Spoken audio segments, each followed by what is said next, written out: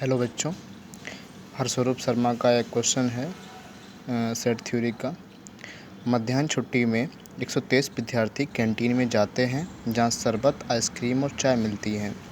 42 विद्यार्थी आइसक्रीम खरीदते हैं और 36 विद्यार्थी जो है चाय खरीदते हैं और 10 केवल शरबत खरीदते हैं। 15 विद्यार्थी आइसक्रीम और चाय खरीदते हैं और 10 आइसक्रीम और शरबत खरीदते हैं। 4 शरबत और चाय खरीदते हैं किंतु आइसक्रीम नहीं खरीदते और 11 आइसक्रीम और चाय लेते हैं किंतु शरबत नहीं। इसको कह रहा है कि बेन आरेख से प्रदर्शित कीजिए और इसके कुछ पार्ट भी दिए हैं। पहले में कह रहा है कि कितने विद्यार्थियों ने कुछ भी नहीं खरीदा। सेकंड में कितनों ने कम से कम 2 वस्तुएं खरीदी। थर्ड में है कितने विद्यार्थियों ने ये सब वस्तुएं जो कुछ भी थी सब खरीदी हैं। तो इसको देखने के लिए एक सिंपल तरीका है। अब क्या कीजिए, वेन डायग्राम बना लीजिए इस तरीके से, और इसमें 3 चीज़ें हैं, चाय, शरबत और आइसक्रीम। तो आप 3 सर्कल यहाँ पर बना लीजिए। ठीक, इसके बाद यहाँ पे आप वेरिएबल लिख दीजिए A, B, C, D, E और F। यहाँ पे हमने सारे नंबर लिख लिए और यहाँ पे F के होने के बाद यहाँ पर G लिख दीजिए। अब क्या है यहाँ पर देखिए, हम क्या करेंगे, A, B, C, D जब सभी की वैल्यू निकाल लेंगे फिर यहाँ पर हम पुट कर देंगे। हमको इससे ये पता चलेगा कि किस वाले सर्कल में मतलब कितने लोगों ने चाय पी है, कितने लोगों ने शरबत पी है, कितने लोगों ने आइसक्रीम खाई है। तो हम पहले वाले इसको मान ले रहे हैं कि ये आइसक्रीम वाला है, ये वाला आपका चाय वाला पार्ट है, ये वाला आपका जो है शरबत वाला पार्ट है। ठीक है, तो इसको देखते हैं कैसे कैसे करेंगे। सबसे पहले देखिए इसमें क्या लिखा है, शरबत कितने लोग पी रहे हैं, जहाँ शरबत आइसक्रीम खरीदते हैं 42 विद्यार्थी आइसक्रीम खरीदते हैं। तो देखिए 42 विद्यार्थी जब आइसक्रीम खरीदते हैं तो आइसक्रीम वाले देख लीजिए आइसक्रीम में कितने टोटल नंबर हैं, A, G, D, E। तो इसका टोटल कितना दिया हमें आइसक्रीम वाले का, A, G, उसके बाद है यहाँ पे D + E।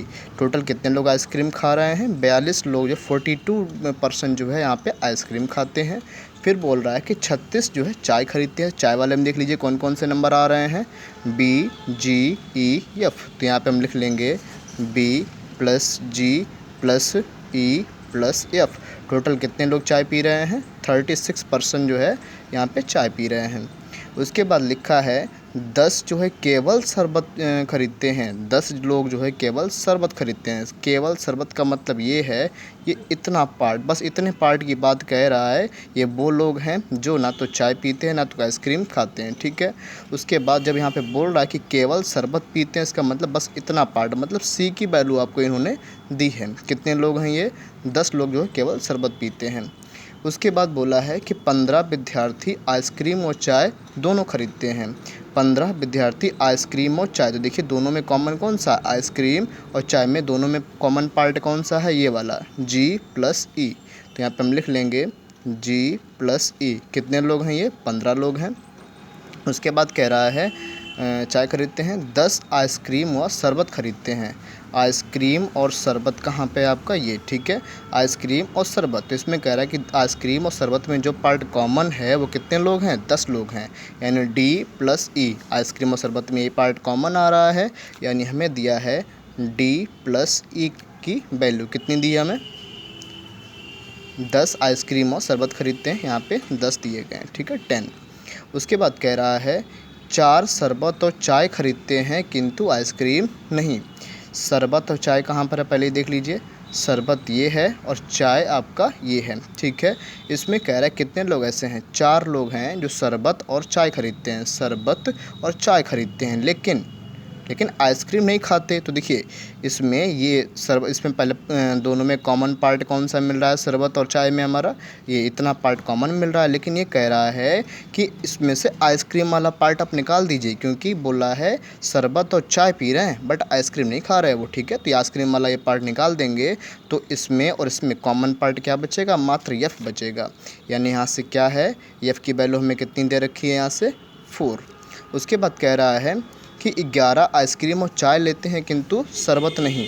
11 लोग आइसक्रीम और चाय लेते हैं, आइसक्रीम और चाय, ठीक है। ये आइसक्रीम और चाय में कॉमन पार्ट कौन सा है, जी और ई।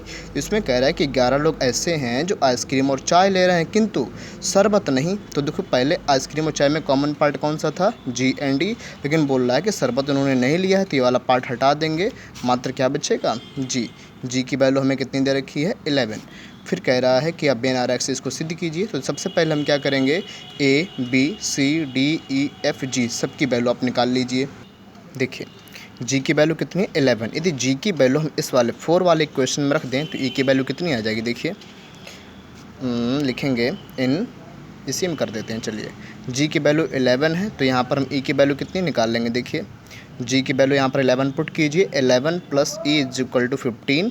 तो प्लस का 11 उधर जाएगा तो कैसा हो जाएगा, आपका माइनस का हो जाएगा। तो 15 माइनस 11 आपका कितना आ जाएगा, 4। तो यहाँ से आपकी ई की वैल्यू आ गई है 4।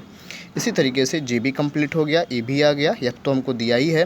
अब क्या करेंगे, देखिए ई की वैल्यू 4 यदि यहाँ पर हम रख दें तो डी की वैल्यू आ जाएगी। देखिए कितना आएगा डी की वैल्यू, बताइए। यहाँ पर देखिए डी ई की वैल्यू 4 रख दें तो प्लस का 4 उधर जाएगा तो माइनस का हो जाएगा। तो 10 में से 4 जाएगा, कितना बचेगा, 6। डी भी आपका कंप्लीट हो गया। ई डी एफ जी ये सारे पार्ट हो गए आपके। सी तो दिया ही है आपको, अब हमें निकालना है ए एंड बी की वैल्यू। तो देखिए यहाँ पर जी लिखा है, ठीक है, ध्यान दीजिएगा थोड़ा। तो क्या करेंगे हम, देखिए जी डी ई तीनों की वैल्यू यहाँ पर रख दीजिए। जी डी ई तीनों की जब वैल्यू यहाँ पर हम रख देंगे तो ए की वैल्यू कितनी मिलेगी, देखिए जी डी ई 6 4 10 हो गया। 10 और 11 कितना हुआ, 21। 21 यहाँ पे हम रखेंगे वैल्यू, तो प्लस का 21 इधर जाएगा तो माइनस का हो जाएगा। तो 42 में से 21 जाएगा, कितना बचेगा आपका, ए की वैल्यू 20 बनाएगी, ठीक है। ए भी कंप्लीट हो गया। उसके बाद हम क्या करेंगे, हमें बी की वैल्यू निकालनी है। तो क्या करेंगे, जी ई एफ की सब वैल्यू रख दीजिए यहाँ पे, जी ई और एफ। तो 11 और 4 हो जाएगा हमारा 15, और एफ़ की वैल्यू कितनी है हमारे पास, 11 4 15 हो गया। और जी की वैल्यू, जी हो गया हमारा 11 और एफ़ हो गया 4, ठीक है। और ई की वैल्यू कितनी है, 4। तो 11 और 4 15, 15 और 4 19। प्लस का यहाँ पे इन दोनों को, तीनों को प्लस करेंगे तो 19 हो जाएगा। प्लस का 19 उधर जाएगा तो बी की वैल्यू कितनी आ जाएगी हमारी, 17, ठीक है। अब हमने जो है सारी वैल्यूज़ निकाल ली हैं, A B C D E F G, ठीक है, सारी वैल्यूज़ निकाल ली हैं। अब इस वाले हम जो भी हमने वेन डायग्राम बनाया था इसमें पुट करेंगे, देखते हैं क्या क्या निकालना है हमें। देखिए सारी वैल्यूज़ क्या की हमने, जो है दूसरा वेन डायग्राम बनाकर सारी वैल्यूज़ पुट कर दी, A B C D E F G, जो भी हमने फाइंड किया था सारी वैल्यूज़ रखती हैं। अब देखिए फर्स्ट पार्ट में हमसे क्या पूछा है, फर्स्ट पार्ट में कह रहा है कितने विद्यार्थियों ने कुछ भी नहीं खरीदा। सबसे पहले हम ये देख रहे हैं कितने विद्यार्थियों ने सब कुछ खरीदा है। तो देखते हैं, देखिए हम ये पता करते हैं कितने विद्यार्थियों ने सब कुछ खरीदा है। तो क्या है नंबर हमारे पास, 21 plus 11 plus 17 plus 4 plus 6 plus 4 plus 10, ठीक है। सारे वैल्यूज़ हमने लिख ली। तो इन सबको प्लस करेंगे तो कितना आ जाएगा, 73। ये वो लोग हैं जिन्होंने सब कुछ ख़रीदा है। लेकिन क्वेश्चन हमसे क्या पूछा, ऐसे कितने लोगों ने जिन्होंने कुछ भी नहीं ख़रीदा। तो हम जानते हैं टोटल छुट्टी में गए कितने लोग थे कैंटीन में, 123। उन्होंने इतने लोगों ने सामान ख़रीदा, तो कितने लोगों ने सामान नहीं ख़रीदा। तो इसके लिए हम क्या करेंगे, सामान ना खरीदने वाले छात्र, क्या हो जाएगा, टोटल हमारे कैंटीन गए हैं स्टूडेंट 123 और सामान ख़रीदा है केवल 73 लोगों ने। तो कितना बचेगा हमारा, 50, यानी 50 लोग ऐसे हैं जिन्होंने जो है कुछ भी नहीं ख़रीदा, ठीक है। अब सेकंड पार्ट में कह रहा है कितनों ने कम से कम 2 वस्तुएं खरीदी। उसमें देखिए कितने लोगों ने 2 वस्तुएं खरीदी हैं, 11 4 6 4। तो कितने लोगों ने 2 वस्तुएं खरीदी हैं, जो पार्ट कॉमन हो वाला ले लीजिए, 11 है 4 है 6 है एंड 4 है। तो 11 और 4 हो गया हमारा 15, और 15 और 6 हो जाएगा हमारा 21, 21 एंड 4 कितना हो जाएगा हमारा 25, ठीक है। तो देखो